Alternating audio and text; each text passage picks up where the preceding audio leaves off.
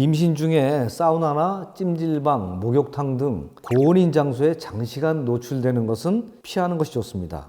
이렇게 고온에 장시간 노출되는 경우에는 산모 혈액 내에 산소 포화 농도가 좀 감소하는 경향이 좀 있습니다.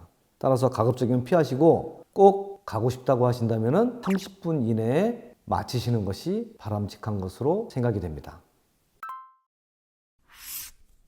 백신은 크게 생백신하고 사백신으로 구분합니다. 생백신은 말 그대로 살아있는 균을 넣어주는 것이고요. 조작을 해서 그걸 백신으로 사용하는 것입니다. 따라서 생백신 같은 경우에는 우리가 임신 중에 투여하는 것을 조심하셔야 되는데 풍진, 볼거리, 홍역 이런 백신은 금기입니다. 하지만 코로나 백신이나 독감 백신, B형 간염 백신, 백일의 백신은 접종을 하셔도 큰 지장이 없는 것으로 알려져 있습니다.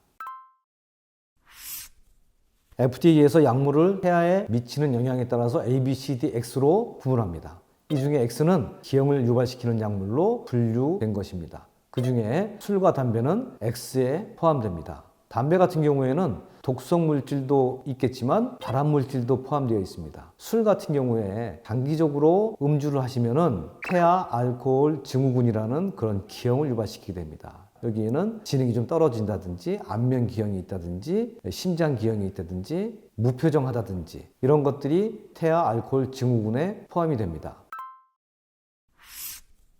한약은 한 약재에 여러 가지 성분들이 포함되어 있습니다. 이렇게 많은 성분들을 우리가 다 임상실험이나 동물실험을 통해서 입증을 할 수 없기 때문에 이것은 우리가 복용해도 된다 이렇게 말씀드리기는 어려울 것 같습니다.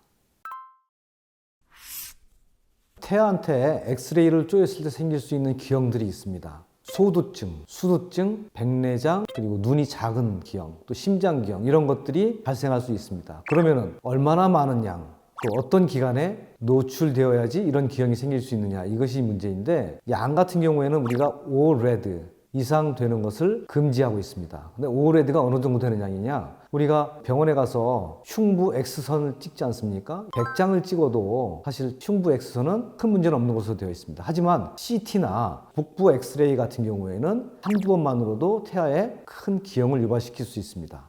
두 번째로 어느 기간에 쏘이면 안 되느냐? 가장 위험한 시기가 보통 8에서 15주로 알려져 있습니다. 따라서 이 시기를 피하는 것이 제일 좋은데 우리가 임신을 알게 되는 시기는 대부분 6주 이전입니다. 따라서 엑스레이를 6주 이후에 찍는 경우가 거의 없기 때문에 엑스레이 때문에 아기가 문제가 되는 경우가 거의 없다고 생각하시면 되겠습니다.